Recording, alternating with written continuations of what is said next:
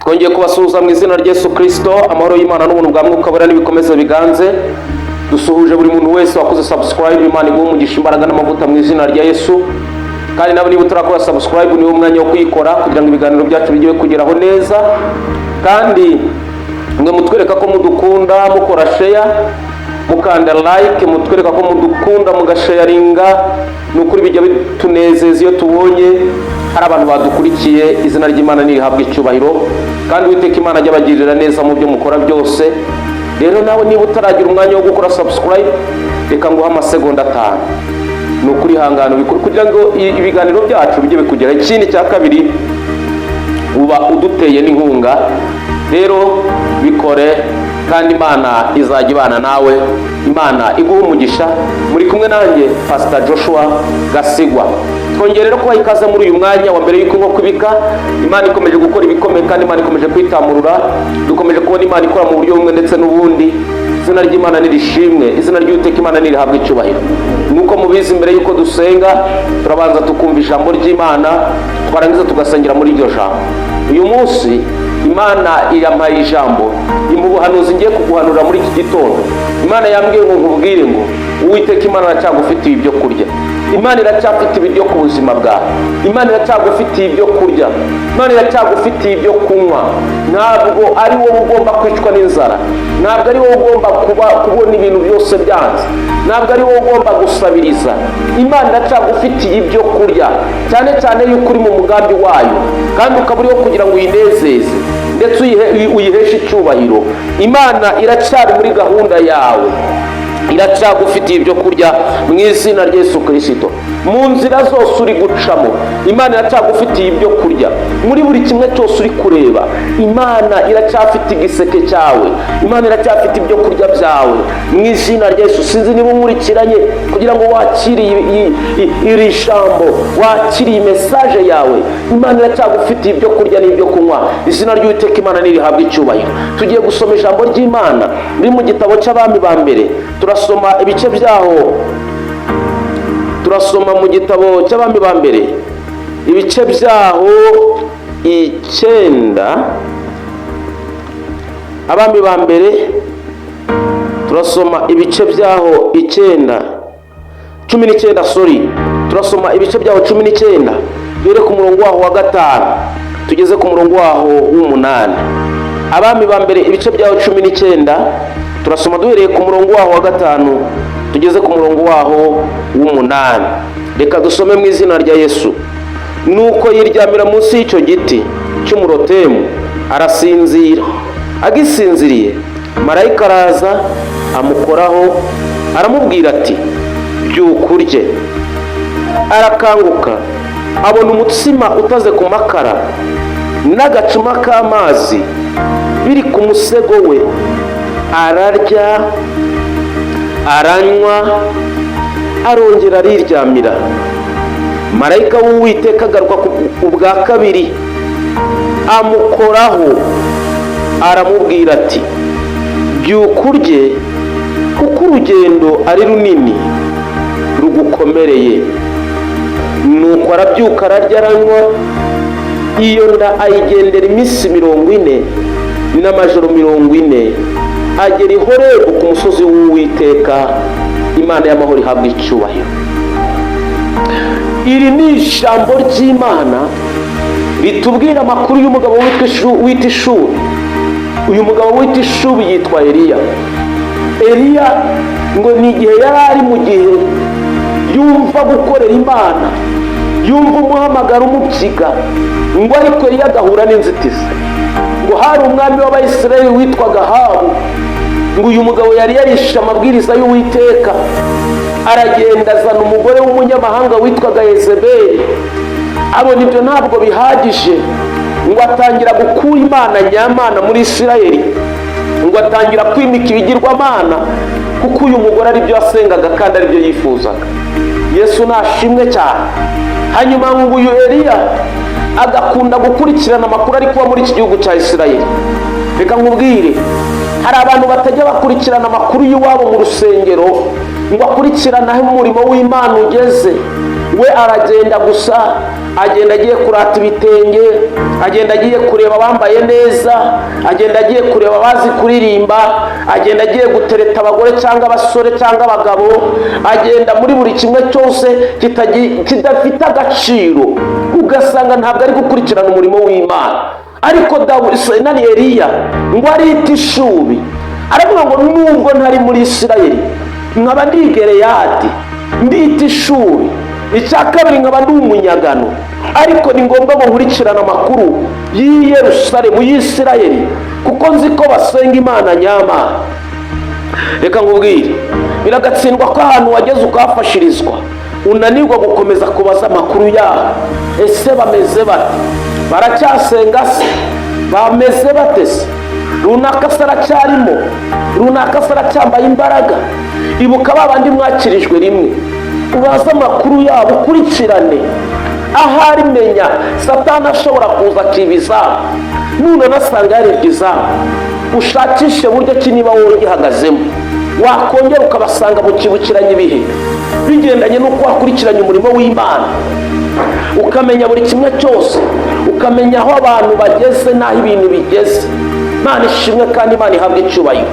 Eliya ngo akurikirana umurimo, arakomeza akurikirana muri Isirayeli, agakurikirana rapide abolesike, akavuga ngo bimeze bite, Ahabu ameze ate, umugore w'umunyamahanga yatuzaniye ameze ate. Ngo abantu bakabwira Eliya, bakamubwira bati Eliya we, ati karame, ati si ibyo Ahabu yatuzaniye. Ahabu yatuzaniye ishyano muri Isirayeli. Ahabu ntabwo akiri wa wundi uzi. Ahabu ntabwo yubahirije amasezerano yasezeranye n'Imana. Ahabu ntabwo akiri wa wundi ukorera Imana. Ahabu ntabwo akiri mu nzira nyayo. Ahabu ntabwo agisenga.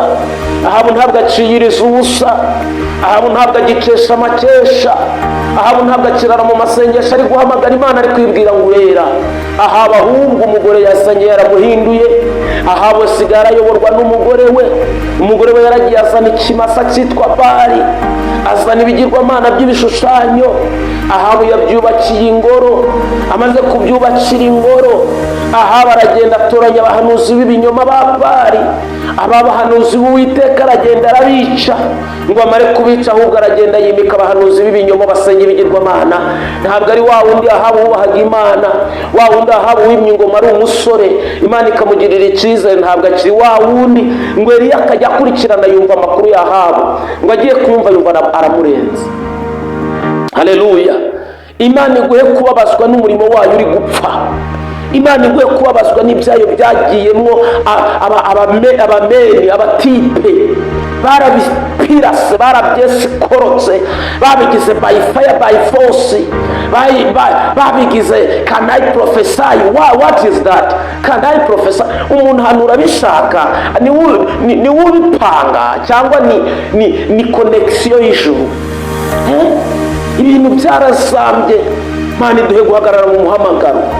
Imana iduhe guhagarara mu bwiza bwayo. Imana iduhe guhagarara mu mbaraga zayo, mu izina rya Yesu Kristo. Ngo Eliya akurikirana amakuru y'Isirayeli, ngo baramubwira ngo byarazambye, ntabwo Abisirayeli bakiri babandi wari uzi. Ngo Eliya yumva ishaka ry'Uwiteka rimushemo, lopita la vene contrat. Ngo Eliya yari yarasomye amateka yo muri Isirayeli, ngo yumva ukuntu Imana yabambukije inyanja itukura, nta n'ikindi kintu kigeze kubikora, nta n'undi wigeze kubibasha. Ngo Eliya aravuga ati biragatsindwa.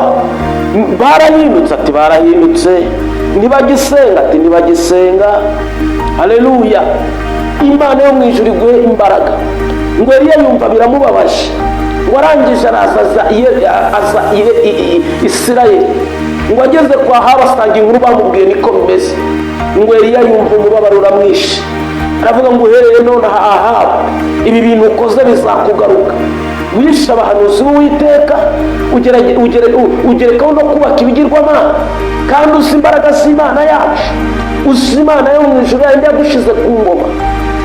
Ngo Ahabu araraka, ngo amaze kurakara atuka Dawidi, atuka Eliya. Ngo Eliya aramubwira ati nubwo unutse, nanjye ntesha inzara, fashe imvura ntabwo izongera kugwa, n'ikime nacyo ndagifashe ntabwo kizongera kuza ku byatsi. Ngo uhereye ubwo Eliya akibitegeka, ngo amapfa atera muri Isirayeli. ngo amapfa amaze gutera muri Isirayeli, ngo Uwiteka Imana araza abwira Eliya ngo kubw'ishyaka wangwaniye, genda ujye ku kagezi ka Kereti, niho nzagutungira. Ngo Eliya ajya ku kagezi ka Kereti, nta kindi kiri gutuma Eliya agenda, ni ishaka ry'Uwiteka. Ngo ageze ku kagezi ka Kereti, ngo Imana irahamutungira, ngo ikajya yohereza ibikona, ngo bikamuzanira inyama. Ngo Eliya ararya amera neza, ari ku kagezi k'i Kereti. Ndahangaha ntabwo Imana izagutererana wagize ishaka ryo mu murimo wayo, ntabwo Imana izagukoza isoni. Ngo bigeze ubwo ngo aka kagezi k'i Kereti nako karakama. Ngo kamaze gukama, aleluya aleluya, ngo Eliya abona ibintu biranze. Ngo Uwiteka marayika w'Imana ngo amusanga ngo aryamye munsi y'igiti cy'umuroteri. Eliya yihebye ari kuvuga ati kubwa aka kagezi nako gakamye, ubwo nanjye ngiye kumera nk'abandi. Ariko ntiyivuguruza ngo avuge ngo reka nongere nsenge ngo imvura igaruka. Aravuga ati igihe nasizeho nategetse kigomba kurangira. Iyi Mana ndabizi neza ko izigwatiriza maka icyubahiro cyayo cyongeye kugaragara. Ngo mu gihe Eliya rero agiye munsi y'igiti cy'umuroteri, ngo aryamye, ngo asinziriye, ngo mu ijoro batekera Eliya. Baravuga ngo marayika w'Uwiteka Imana aza kuri Eliya, ngo amusanga aho yari aryamye, aramukangura aramubwira ngo Eliya we, ngwino byuka urye kuko ugifite urugendo rurerure. Ngo Eliya arakanguka ararya, ngo abona ngo umutsima utaze ku makara, ngo n'amazi ngo ari mu rwabya.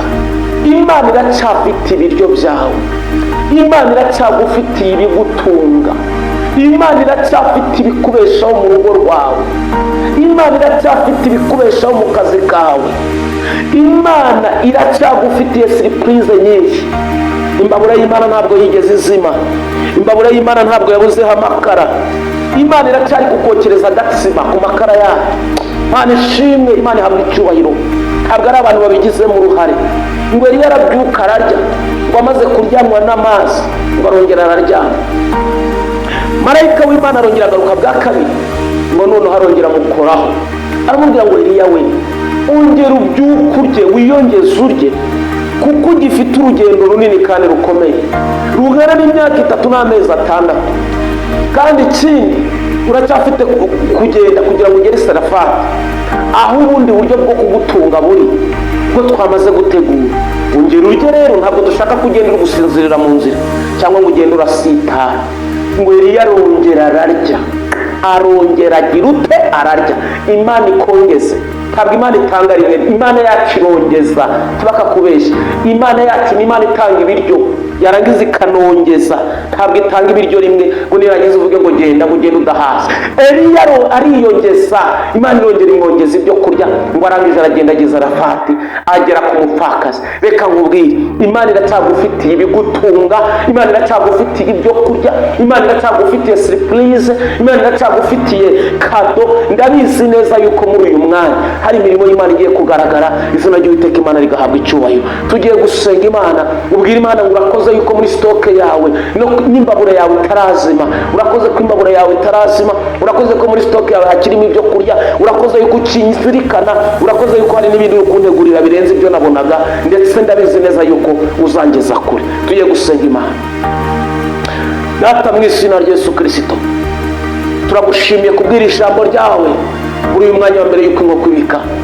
Urakoze ko dufite ibidutunga, urakoze kubw'ibyo kurya uduhaye, izina ryawe nirihabwa icyubahiro. Nsengeye uyu muntu udukurikiye, urakoze ko nawe umuzirikanye kandi umwibutse. Urakoze ko nubwo yarabonye byari birangiye, ariko urongeye umutari agatsima ku mbabura yawe itagezima, izina ryawe nirihabwa icyubahiro. Icyo dusabwa ni ukugira ishaka mu byawe, kandi tugakomeza gukurikirana amakuru y'iwacu yo mu murimo wawe, kugira ngo izina ryawe rihabwe icyubahiro. Ngaho rero komeza tugire neza kandi ukomeze kutwambika imbaraga.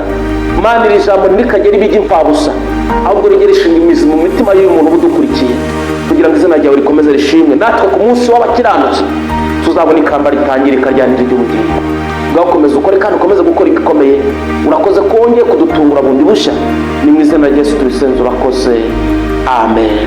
Imana y'amahoro ibaha umugisha, imbaraga n'amavuta. Shalom shalom. Imana iracyagufitiye ibigutunga.